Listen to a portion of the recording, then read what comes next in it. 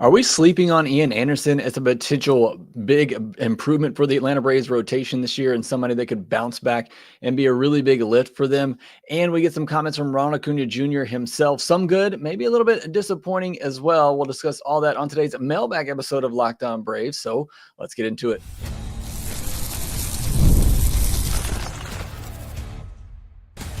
You are Locked On Braves, your daily Atlanta Braves podcast. Part of the Locked On Podcast Network, your team every day. Hey, and welcome back to Locked On Braves, part of Locked On Sports Atlanta, where we cover your favorite Atlanta sports teams each and every day. I'm your host, Jake Mastriani. You can follow me on social media at Shortstop Ball. Check out the podcast there at LockedOn_Braves. Check out the podcast on Instagram at Locked On Braves. Submit some questions there to be answered as well. And if you're new and watching this on YouTube, please hit that subscribe button. We just reached over 12,000 subscribers on YouTube. Hit that thumbs up button. Leave me a comment down below so others can find us here at Locked On Braves. And finally, if you're listening on the audio version, you can help out by leaving me a 5-star review on Apple, Spotify, or wherever you get your podcast. It's been a really fun week here on the podcast. We're back to 5 episodes a week and a lot of exciting stuff to talk about. In today's episode, obviously, I'll be answering your questions. Got about 20 questions. We didn't quite reach the 20 mark this time. We fell short at 19. But maybe we'll have some others trickle in here. But a lot of questions to get to on today's episode. Wide range of questions as usual, but a couple about Ian Anderson. We're going to focus on that a lot in today's episode, which is brought to you by FanDuel. Right now, new FanDuel customers can get $150 in bonus bets if your first $5 bet wins. Download the app or head to FanDuel.com to get started. Well, let's get started on these questions because, as usual, I tend to go a little bit long on these mailbag episodes, so I want to give everybody proper time for their question. Let's start with Matt Karch829 on X says, if Ronaldo Lopez struggles as a starter, do you feel the Braves may see him as the answer to their 8th inning setup role?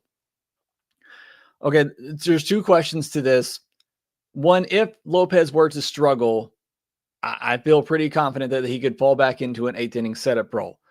The way you kind of phrase the question, though, is that are the Braves, I don't want to say banking on it, but they're not going out and getting an 8th inning setup man because they're expecting Ronaldo Lopez to fill that hole, if that makes sense. And the way that the question is asked, it almost feels like that's what you're asking. If the Braves feel like, okay, if he doesn't cut it as a starter, we'll just move him back to an 8th inning setup guy, and we don't have to worry about filling that. I don't think that's the way they're viewing it. Could it happen? Yes. I think the Braves are very much counting on Ronaldo Lopez being a big part of their starting rotation in 2025. Another one from Matt. If we end up playing with a dead ball like we did at the beginning of last year, how much trouble will we be in?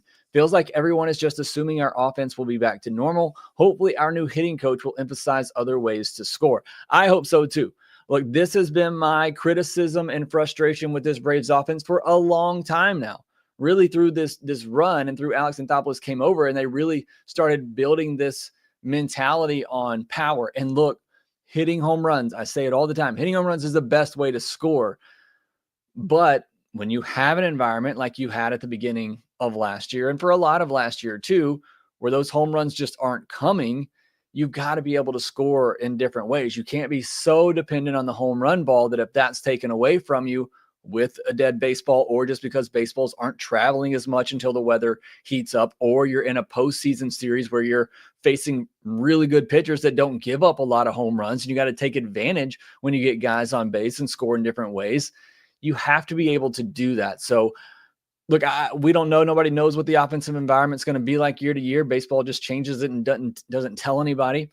But I do hope with Tim Hires coming over and even some of the guys they've brought in, Jerickson Profar, the only real big addition they had this offseason, more contact oriented in getting on base. So maybe we are going to see a shift in that a little bit. They're certainly not, I mean, the lineup is built to mash and hit a bunch of home runs. If they're going to succeed, that's what they're going to do. But I would like to see, a little bit more well-rounded offense that can score in different ways, get on base, steal some bases, things like that. And so I hope that's the case. We just don't know until we see the approach and hear some more comments from Tim Hires and see what some of the guys are working on to see if that is their approach this year. Aegon says, David Robertson and Andrew Heaney or Kyle Finnegan in trade for Monty plus 10 million.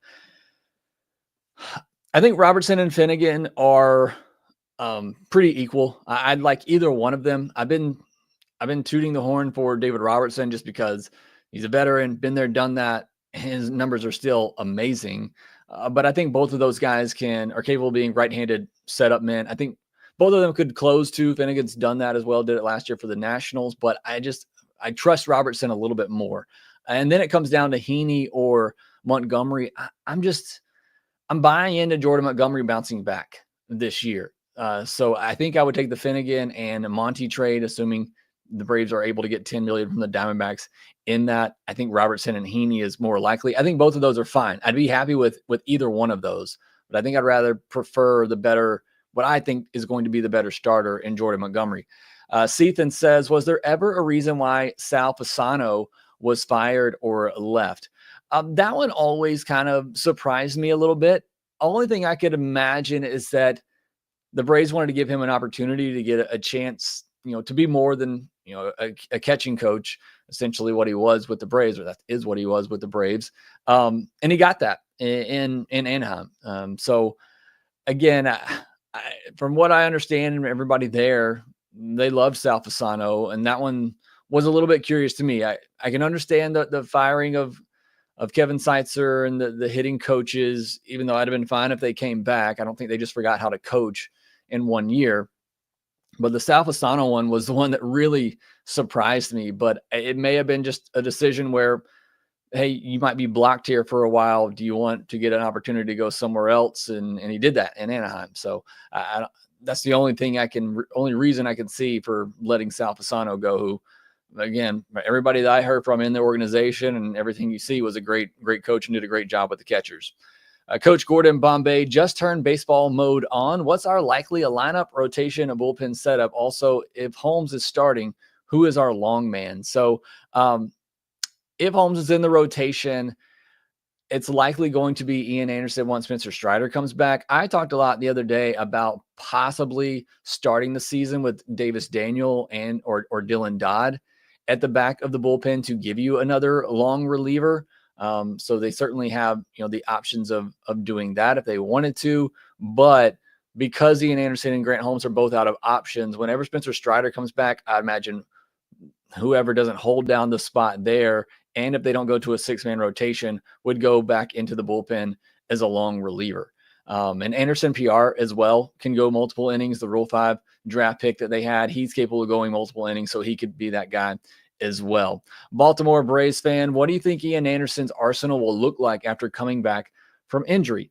Well, if you look at what he did last year at AAA, he did add a pitch. He started throwing a slider about 15 to 18% of the time, along with a four-seam fastball that was averaging 93 last year at AAA, down a mile per hour from pre-injury.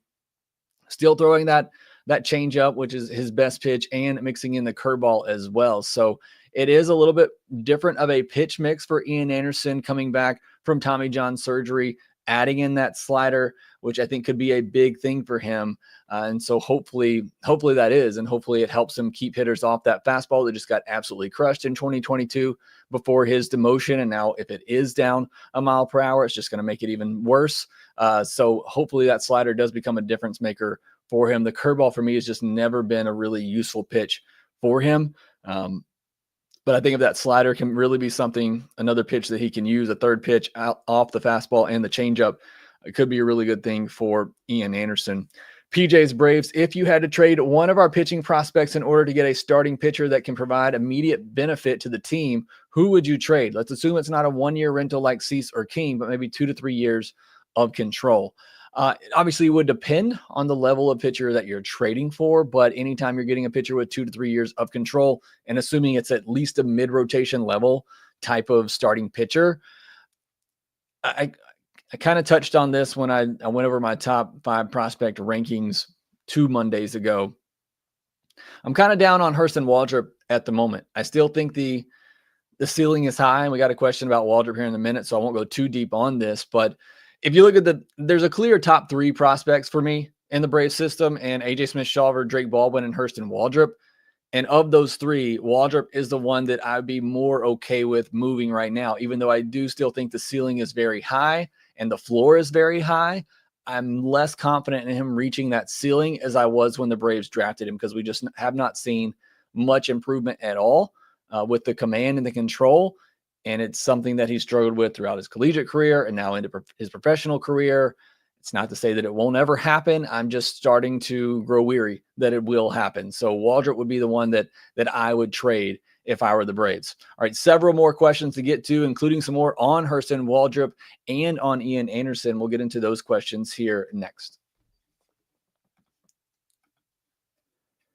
When the game tips off, the NBA action is just getting started, and there's no better place to get in on it than FanDuel, America's #1 sportsbook. With FanDuel, you can place live bets throughout the game, so even if you miss the opening tip-off or want to bet on a fourth quarter comeback, you can stay in the action. And if you're looking for a bigger payout, you can even combine your live bets into a same-game parlay.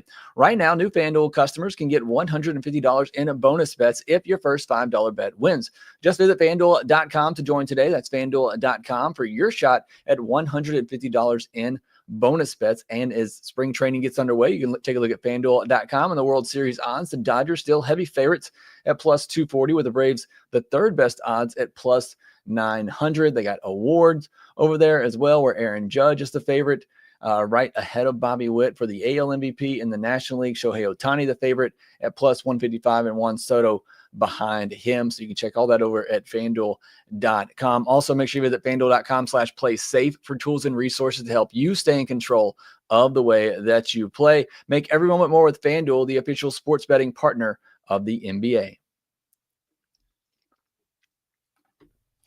Well, thank you as always for making Locked On Braves your first listen of each and every day. Again, we're back to 5 days a week right now as we gear up for the 2025 season. Make sure you go make your second listen Locked On MLB. We're solely getting you caught up on everything that's happening around Major League Baseball. Subscribe to us on YouTube or wherever you get your podcasts. We'll be back next week with our Minors Monday, looking at the top Rookie of the Year candidates for the Atlanta Braves. Some really good options for them going into this season. We'll see which one I like the most. We can check that out on Monday and then get back into our spring training coverage.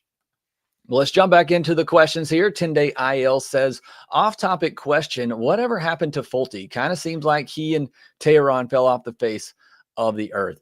Fulte just couldn't ever really get it going, unfortunately. And unfortunately, I think there was some off-the-field stuff as well that Fulte was dealing with, so hopefully he's taking care of that.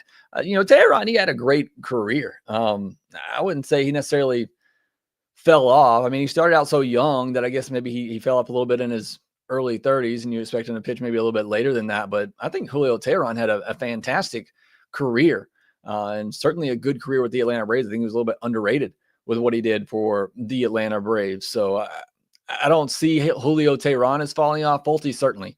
He fell off in a couple of ways, but hopefully he's okay. T Studios, is Waldrop better as our closer or a starter? And this is a really good question. And again, I touched on this in my prospect rankings 2 Mondays ago. Look, if Hurston Waldrop can figure out the control, not even command, but just the control to be able to throw more strikes, if he can improve that fastball, because it's even at 96, 97, it's a very hittable fastball. He's got the chance to be a top of the rotation arm. There are 2 likely outcomes for me with Hurston Waldrop.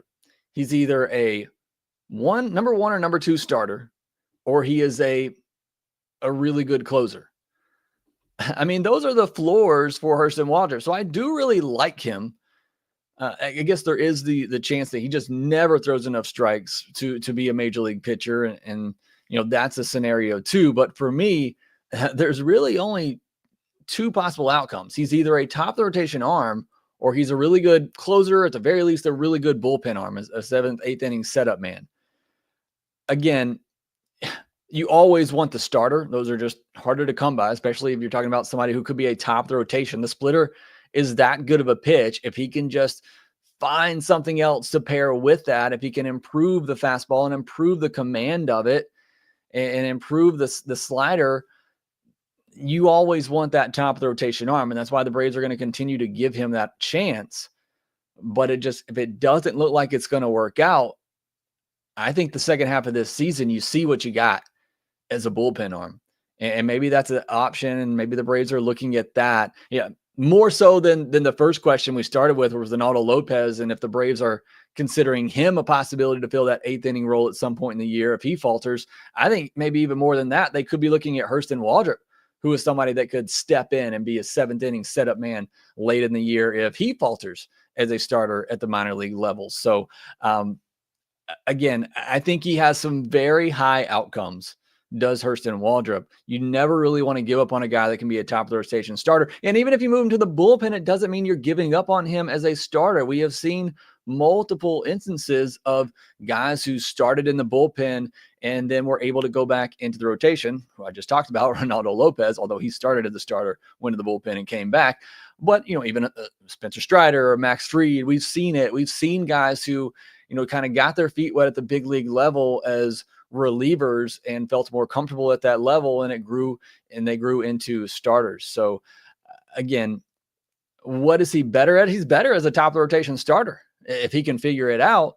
But I think the most likely outcome right now, as I said, I'm just not as confident in him figuring out those control issues. I think the most likely outcome is that he does become a really good setup closer type for the Braves. Scott McIntyre, out of the box thinking here, could the Braves start the year with 9 starters? 2 starters scheduled for each game. First pitcher, pitch 4 to 5 innings, and second pitch, last 4 to 5 innings. Relief pitcher used to finish innings, so starters only comes in with clean inning. Thanks. Who are your 9 starters? Like, who are you going with here? The Braves are already somewhat scrambling to find 5 starters.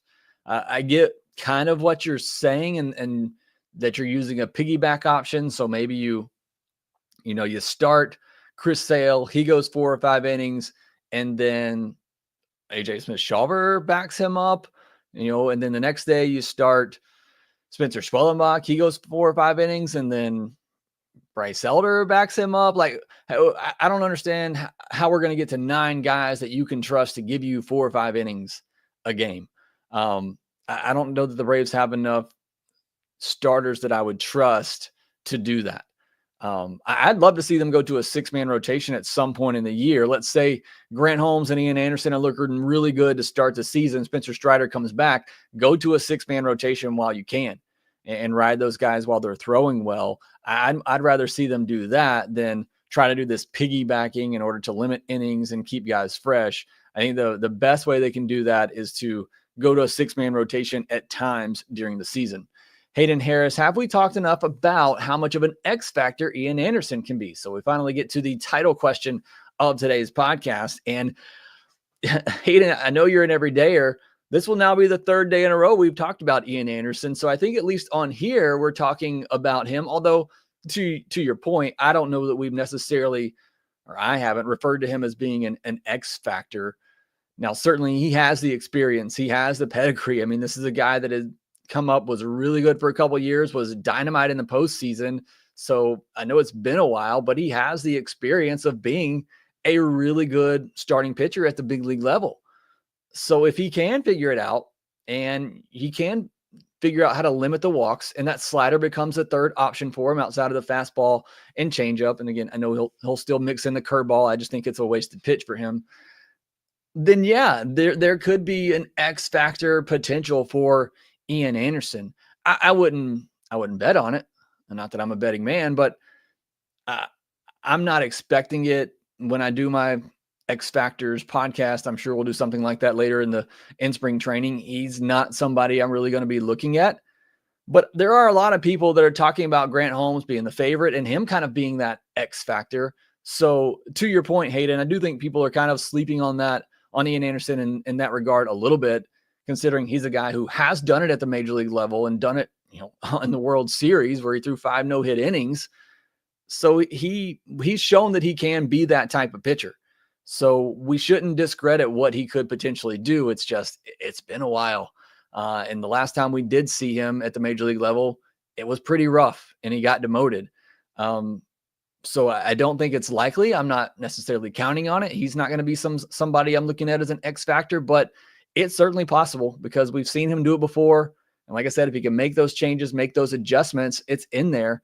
That changeup, it's kind of similar to Hurston Waldrop, who it seems like this is becoming a Hurston Waldrop and Ian Anderson podcast here. Hurston Waldrop has one really good pitch in his splitter. Ian Anderson has one really good pitch in his changeup. Both guys do not have a very good fastball, and they don't have much of a third offering. But and both of them, that third offering, I think, could be a slider. But if they can figure out that slider, if they can improve on those fastballs, if they can improve on their location, then yeah, both of those guys have one elite pitch that they can use to get hitters out. Ian Anderson used it for 2 years to get hitters out before they finally adjusted to him and just started sitting on that fastball. Seems like hitters have already started to adjust to Waldrop a little bit and laying off that splitter and just sitting on his fastball. So both of those guys, have the ability. It's just got to see him do it and do it more consistently. I mentioned the last 3 starts for Ian Anderson at AAA last year, 17 innings. He only allowed 4 earned runs on 10 hits, but 12 walks in those innings. It's just the walks are always have been an issue for Ian Anderson. He was able to kind of navigate it and work through it his first couple of years before it finally caught up to him and guys started sitting on that fastball in 2022. But I'm hopeful for Ian Anderson. Would love for him to be an X factor and kind of break back out for the Braves in 2025. Brennan Smith, if you had to make some general projections for the top 6 guys in our rotation this season, Anderson, Holmes included, ERA starts, etc., what do you think we will get from each of them? Who will regress and who will take a leap? So give a listen to yesterday's podcast. We did regression candidates as well as bounce back candidates. I do think you have to build in some regression for Chris Sale, Ronaldo Lopez, and Raisel Iglesias on the pitching side, more so because Sale and Iglesias and Lopez were just unreal last year, and Lopez's expected stats don't really line up with what he did last year. As far as projections for the top 6 guys, I don't know that we have too much time to get into that, but assuming everybody's healthy, I expect 20 to 25 starts for everybody in the rotation. More than that, obviously, if they're healthy all year long. Again, it's hard to say without seeing much from Holmes and Ian Anderson, but if one of those guys can stick in the rotation all year long, even if that is the case, what type of limit do you have on those guys? I guess let me answer it this way. As far as who I think throws the most innings, I think Chris Sale, if he stays healthy all year, will throw 170 plus. I think if Spencer Schwellenbach stays healthy all year, he'll throw around 170 plus innings. I think Ronaldo Lopez, if he stays healthy all year, it's maybe around 150. Probably the same for Spencer Strider. And then for Grant Holmes and Ian Anderson, I'd project somewhere between 120 and 130 innings if they stay healthy all year. So hopefully that kind of satisfies your question there. We got several more to get to on today's podcast, about 6 or 7 questions left to answer. We'll get into those here next.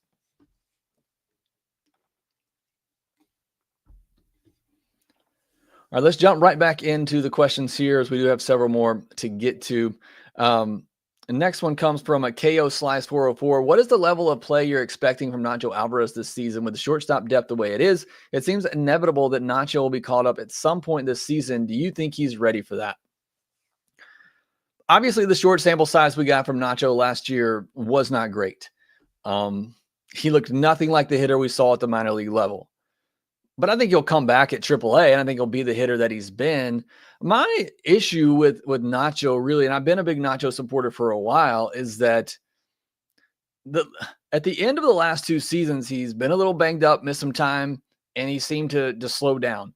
Can he handle a full season playing shortstop, which is a very physically demanding position for a guy that honestly doesn't look like a shortstop? I know he plays it and plays it well. And you talk to some of the scouts and guys who watch him, they say that he plays it really well. But is he able to play that position and hold up for an entire season? Is something that we haven't seen yet from Nacho Alavarez. The bat, I think, is going to be fine. I think he'll go back to AAA and he'll continue to do what he's done. It's just, can he make that jump, that leap from AAA to the big leagues, continue to have the good plate discipline, continue to have the power that he showed at AAA last year? Can he be a 280, 330 guy at the major league level and chip in 15 home runs, 15 stolen bases, and play above average defense? I think that's the ceiling for Nacho Alavarez. Maybe not the ceiling, but I think that is reasonably expectable for Nacho Alavarez. I think I may just threw some words there that didn't make sense, but I think those are reasonable expectations, is how I should have said it, for Nacho Alavarez at the big league level. if he were, to play this year, to be somebody that can hit maybe not 280, but 270, 280, get on base 33% of the time, steal 15 to 20 bags, hit somewhere in the mid-teens and home runs. That's what I would expect from Nacho Alavarez. Caden Hurd, could we trade for a Marcelo Meyer to be our next shortstop, and what would that look like? I don't know the Red Sox. I know the Red Sox have a lot of top prospects over there, some of them on the infield. Isn't he just going to take over Trevor Story at shortstop at some point? I don't see. What does that look like? Are you trading AJ Smith-Shaw for Marcelo Meyer? Not saying I wouldn't do that. Obviously, Meyer's one of the top prospects in all of baseball, but I think Meyer's part of the Red Sox future plans. I don't think they have any intentions of trading him. Cole, I've heard you say that as Braves fans expect to win the division every year, and last season was a letdown not winning it, but the injuries were a big part of that. For this season, what do you want to happen for this to be looked at as a success other than winning the division? I mean, winning the World Series. I know a lot of talk early in spring training are the players giving the World Series or bust type of a mentality again, and it sounds like they're not. But I think that is the goal for this team. This team is very talented. They're going into the season, as I just mentioned on FanDuel, with the third best odds to win the World Series. And it's even better in other places. FanGraphs has them projected to win the second most games behind the Dodgers. The Bakota projections are very high on the Atlanta Braves being the second best team behind the Dodgers. So this is a team with World Series aspirations. And I think as a fan, that's what you should be hopeful for. I don't think anybody should necessarily ever expect to win a World Series just because there's so much that goes in to making that happen. But, winning the division, at the very least getting to the playoffs, I think those are reasonable goals. And I think winning a World Series is a reasonable goal with this team. The chosen one, will Acuña rehab in Northport till he is ready to play in the big leagues, or will the Braves have him bat field in Columbus Gwinnett to get ready? I feel worried about him getting hurt in a minor league game. What I think will happen, and hopefully we'll have some time to get some of the comments from Friday, I think he'll stay back in Northport, continue to work out there for a little bit, and then when he's ready to go on a rehab assignment, he'll play 7 or so games at Gwinnett before they call him up. So I do think he'll stick back in Northport for a little while until he's cleared to play games, and then he'll probably play a week or so of games, maybe even more than that, at Gwinnett before they call him up. But I think he will spend some time rehabbing at Gwinnett. Caleb Calhoun, predictions, over under 93.5 wins. I'll take the under, but 92 is probably the number I'd go with. I'll take the over, 94 or 95. Let's be optimistic here. So, but I do think it's somewhere right around there, 92 to 95 wins. Number of All-Stars, I'm going to go with 6. I think that's could be on the low end. Player with biggest impact. I think that's going to be, I'm really high on Austin Riley in his season this year. Again, he got back to being Austin Riley in the second half of last year before the injury. I think Austin Riley's going to have a big year. Prospect that takes the biggest jump, AJ Smith-Shaw. That's a pretty easy answer for me. And bold trade move by the deadline, Bo Bichette. I say they go get Bo Bichette at shortstop and then see if they can lock him up. Dylan Hand, if the Braves seriously consider using Kelenic as part of a trade package for a starting pitcher or bullpen piece, could they possibly go after Alex Verdugo as a possibly cheap asset for an extra outfielder? Maybe the Braves could help get his bat going. I mean, you're assuming two things here. You're assuming they're going to trade Jared Kelenic, which I don't think they are. And I don't think Jared Kelenic has the value to go get a starting pitcher.